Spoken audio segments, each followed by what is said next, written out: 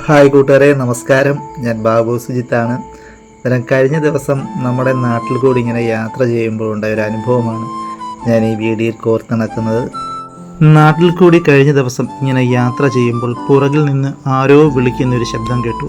തിരിഞ്ഞു നോക്കിയപ്പോൾ ചെറിയൊരു പെട്ടിക്കടയിൽ ഒരു അമ്മ നിൽക്കുന്നു. ഞാൻ അമ്മയുടെ അടുത്ത് ചെന്നിട്ട് എന്തിനാണ് വിളിച്ചതെന്ന് ചോദിച്ചപ്പോൾ ആ അമ്മ എന്നോട് പറഞ്ഞു, എൻ്റെ കുഞ്ഞു കടയിൽ കച്ചവടം ഒന്നും ഇല്ല മോനെ, ഇതിലേ പോകുന്ന ആരും എൻ്റെ ഈ കട ശ്രദ്ധിക്കുന്നില്ല, എനിക്ക് വേറെ ഒരു ഉപജീവന മാർഗവും ഇല്ല എന്ന്.